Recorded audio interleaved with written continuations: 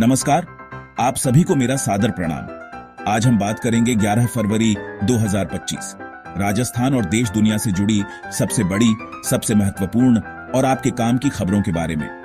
इस वीडियो में हर खबर विस्तार से आपके सामने पेश की जाएगी, तो कृपया वीडियो को शुरू से अंत तक ध्यान से देखिए, क्योंकि यह वीडियो बहुत खास होने वाला है।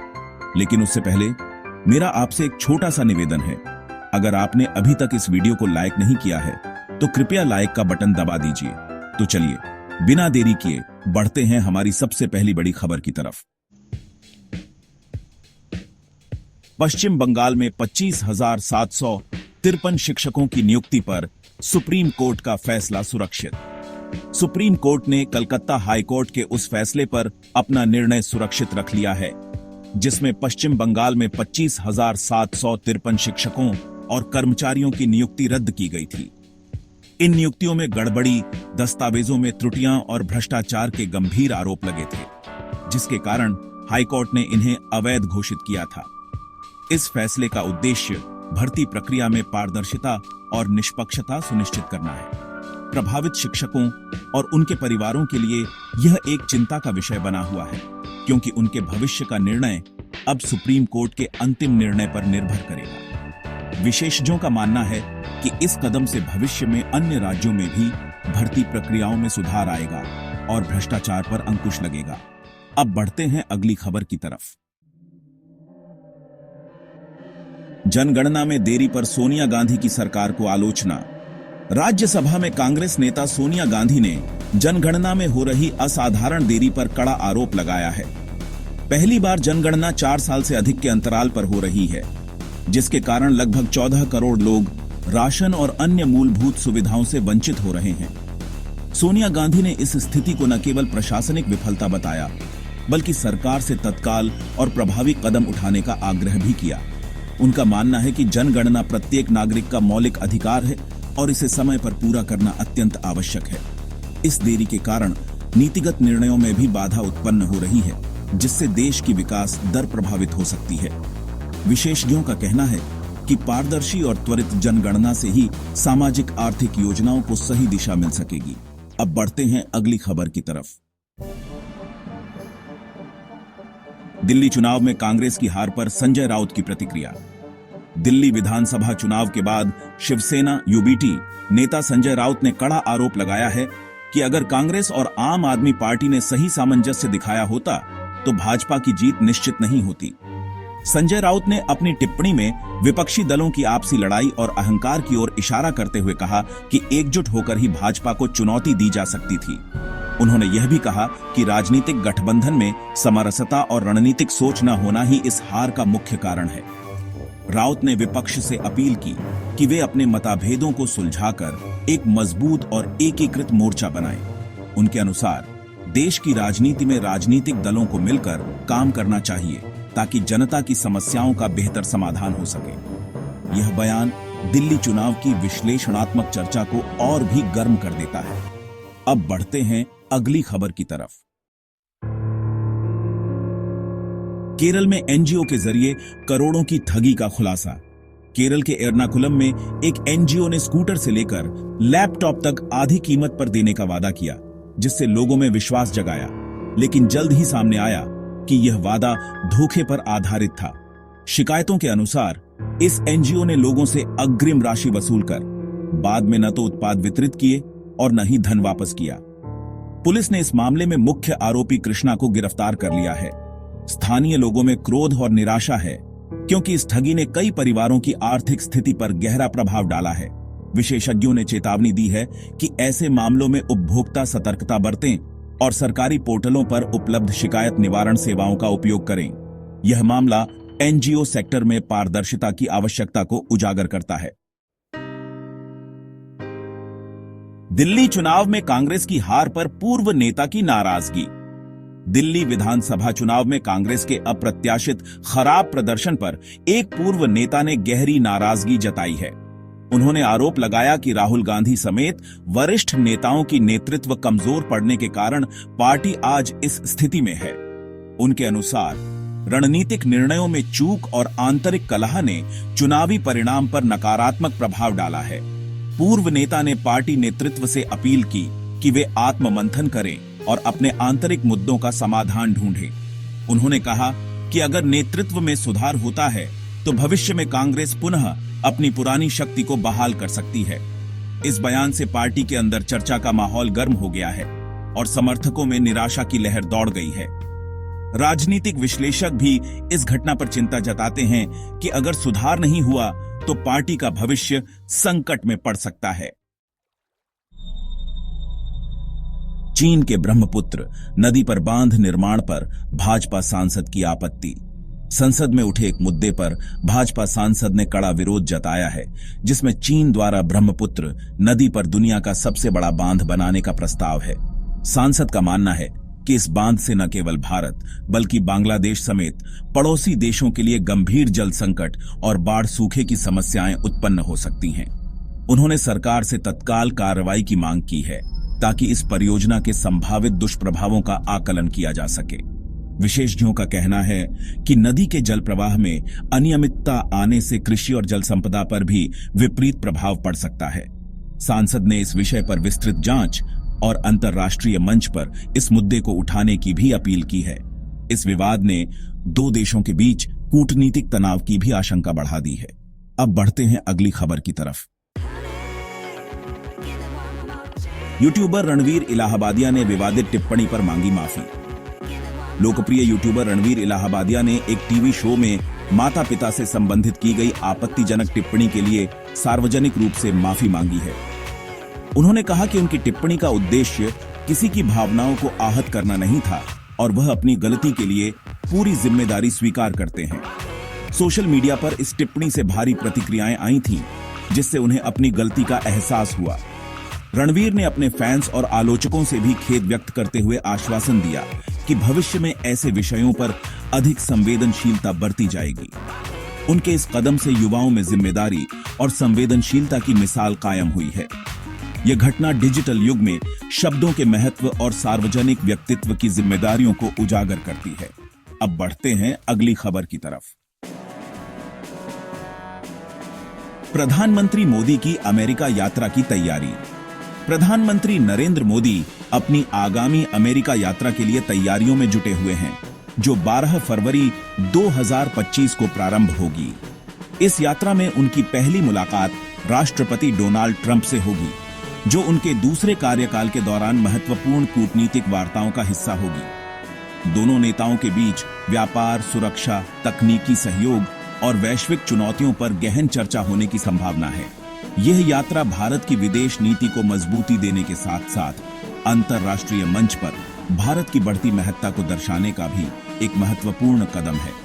विशेषज्ञ मानते हैं कि इस मुलाकात से द्विपक्षीय संबंधों में नए आयाम स्थापित होंगे। विदेश मंत्रालय ने भी यात्रा से संबंधित सभी तैयारियां पूरी कर ली हैं, जिससे यात्रा सुचारू रूप से संपन्न हो सके। अब बढ़ते हैं अगली खबर की तरफ। बांग्लादेश में हिंसा के बाद भारत के बयान पर प्रतिक्रिया। हाल ही में बांग्लादेश में हुई हिंसा की घटनाओं के बाद भारत द्वारा दिए गए बुलडोजर एक्शन पर बांग्लादेश सरकार ने तीखी नाराजगी जताई है। ढाका में शेख मुजीबुर रहमान के आवास में हुई आगजनी की घटना ने दोनों देशों के बीच तनाव बढ़ा दिया है। बांग्लादेश के अधिकारियों ने आरोप लगाया है कि भारत के बयान से द्विपक्षीय संबंधों में अवांछित तनाव उत्पन्न हो सकता है। इस मुद्दे पर कूटनीतिक वार्ता की संभावना बनी हुई है, जिससे दोनों देशों के बीच स्पष्टता और सहयोग की जरूरत महसूस की जा रही है। विशेषज्ञों का कहना है कि ऐसी परिस्थितियों में संवाद और समझौता करना अत्यंत आवश्यक है ताकि क्षेत्रीय स्थिरता बनी रहे। भारत और बांग्लादेश के बीच साझा सीमा और आर्थिक सहयोग को ध्यान में रखते हुए समाधान निकालना जरूरी हो गया है। अब बढ़ते हैं अगली खबर की तरफ। चंद्रयान 3 मिशन को लेकर वैज्ञानिकों का नया दावा। वैज्ञानिकों ने चंद्रयान 3 मिशन के दौरान खोजे गए शिव शक्ति पॉइंट के बारे में दावा किया है कि यह करोड़ों साल पुराना है। इस खोज से चंद्रमा की भूगर्भिक संरचना और विकासात्मक इतिहास पर नई रोशनी पड़ी है। वैज्ञानिकों का कहना है कि यह संरचना चंद्रमा की सतह पर मौजूदा बदलावों और ग्रहणीय प्रक्रियाओं का प्रमाण है। इस नई जानकारी से अंतरिक्ष अनुसंधान में नई दिशा मिलेगी और आगामी चंद्रयान 4 मिशन के लिए भी महत्वपूर्ण सबूत मिल सकते हैं।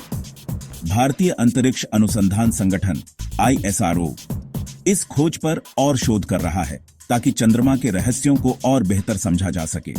इस मिशन से भारत की अंतरिक्ष प्रौद्योगिकी में प्रगति का प्रमाण मिलता है और यह वैश्विक स्तर पर भारत की वैज्ञानिक क्षमता को भी उजागर करता है।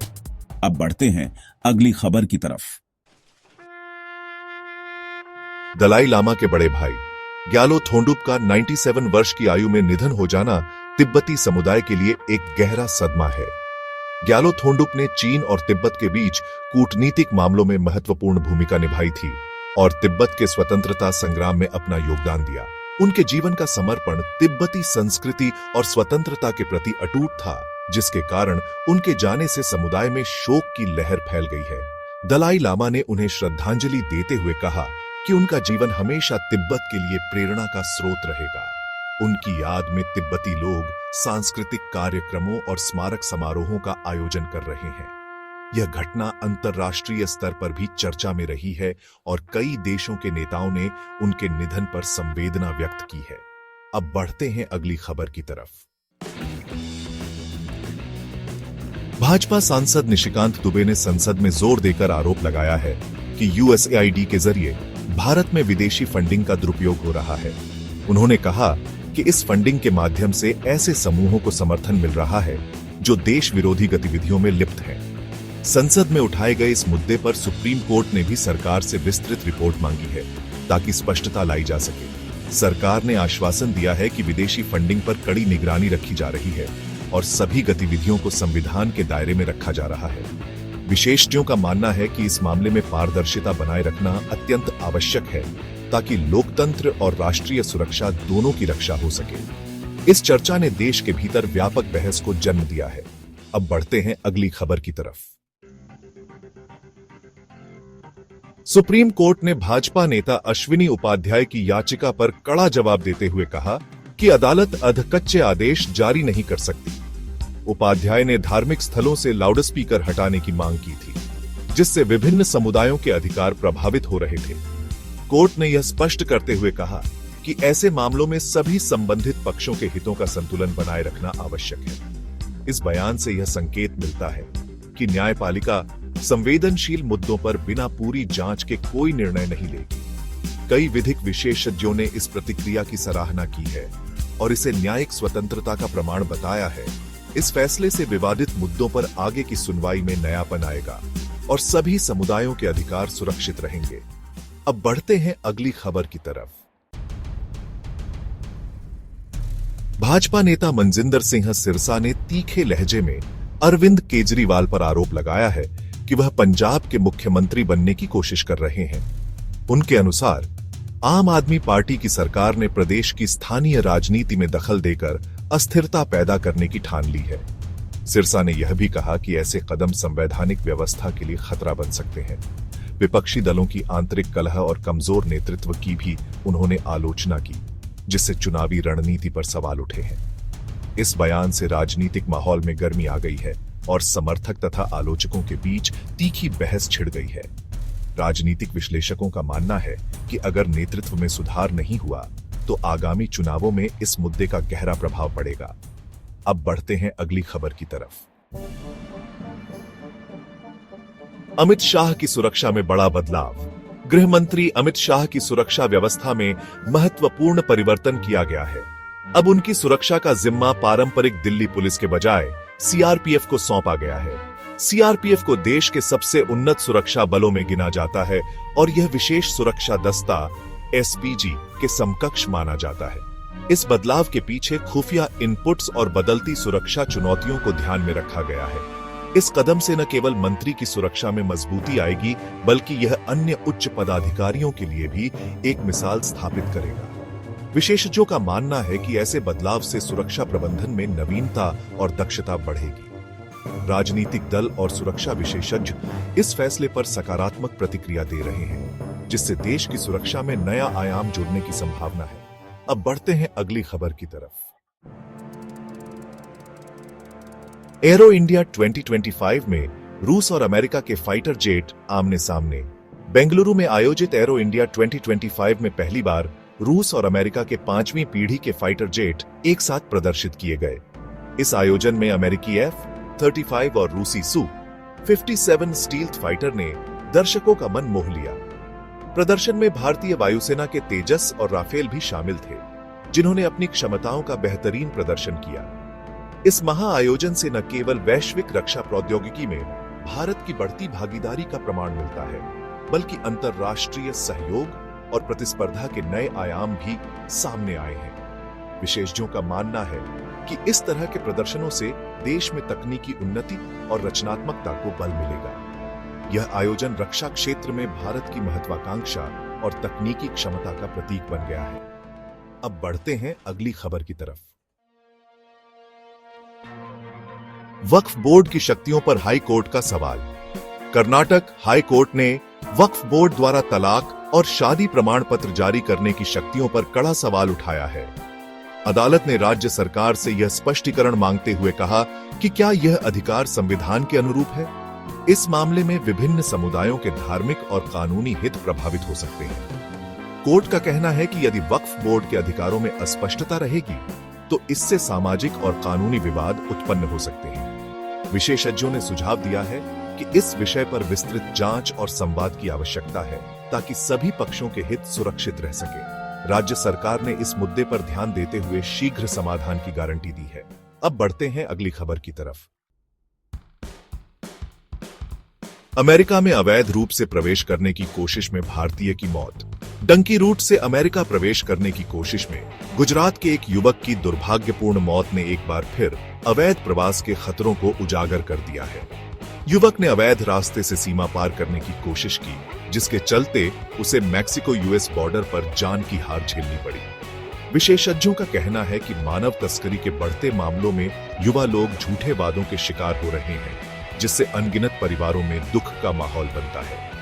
इस घटना ने सरकार और संबंधित एजेंसियों को कड़े कदम उठाने की चेतावनी दी है। ये मामला न केवल मानवाधिकारों के उल्लंघन का प्रमाण है, बल्कि अंतर्राष्ट्रीय कानून के उल्लंघन की भी ओर इशारा करता है। अब बढ़ते हैं अगली खबर की तरफ। महाराष्ट्र सरकार ने किसानों के लिए नई कृषि योजना शुरू की।